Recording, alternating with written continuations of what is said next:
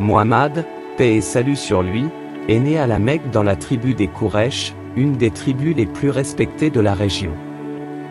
Il est né à l'année de l'éléphant, une année marquée par l'échec de l'attaque de la Mecque par Abraha et son armée accompagnée d'éléphants. Son père, Abdallah, mourut avant sa naissance. Sa mère, Amina, l'éleva seule. Selon la coutume arabe, il fut confié à une nourrice, Halima, qui l'éleva dans le désert, un environnement pur qui renforça sa santé et son caractère. À l'âge de 6 ans, sa mère, Amina, mourut. Peu après, à l'âge de 8 ans, son grand-père, Abdul Muttalib, qui avait pris soin de lui, décéda également. Muhammad, que la paix et la bénédiction d'Allah soient sur lui, fut alors confié à son oncle, Abu Talib, qui l'aima et le protégea comme son propre fils. Dès son plus jeune âge, Muhammad, paix sur lui, se distingua par son honnêteté, sa véracité et son caractère noble. Il était surnommé Al-Amin, le digne de confiance, et As-Sadiq, le véridique, par les habitants de la Mecque. Il travailla comme berger, métier modeste mais formateur, lui inculquant la patience et la responsabilité. Plus tard, il devint commerçant, connu pour son intégrité dans les transactions. À l'âge de 25 ans, il épousa Khadija, une riche commerçante, veuve de 40 ans. Impressionnée par son honnêteté, elle l'avait engagé pour diriger ses caravanes commerciales. Leur mariage fut heureux et béni. Khadija devint son premier soutien moral et spirituel. Muhammad, paix sur lui, était connu pour son amour de la vérité et son rejet des pratiques idolâtres des Quraysh. Il n'a jamais adoré les idoles, ni participé aux fêtes polythéistes. Déçu par les injustices, l'idolâtrie, et la corruption de la société mécoise, il cherchait la guidance divine.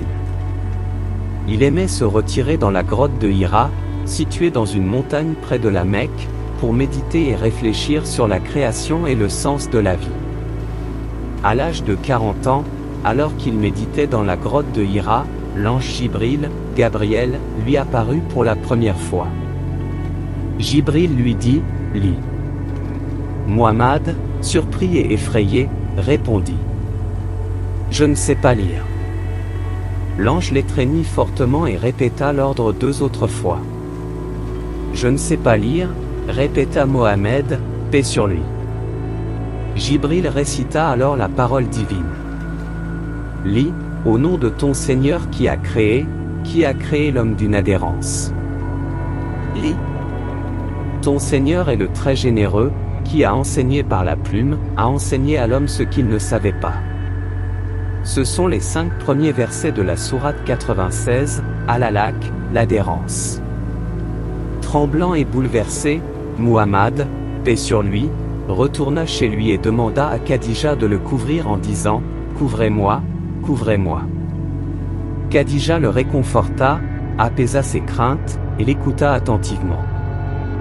Mohammed, paix sur lui, lui raconta tout ce qu'il avait vécu dans la grotte, la visite de l'ange Gabriel, et les paroles qui lui avaient été révélées. Khadija, voyant que son mari était profondément bouleversé, le rassura et l'encouragea.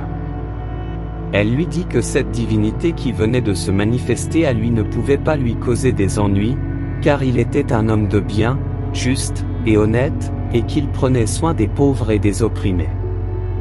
Elle exprima sa foi en lui et en la mission qui lui avait été confiée. Pour avoir plus de clarté sur ce qui venait de se produire, Khadija emmena Mohammed, paix sur lui, chez son cousin, Waraka ibn Nawfal, un homme âgé et savant, qui avait étudié les écritures chrétiennes et connaissait bien les traditions religieuses du judaïsme et du christianisme. Waraka écouta attentivement le récit de Mohammed et comprit immédiatement ce qu'il venait de vivre.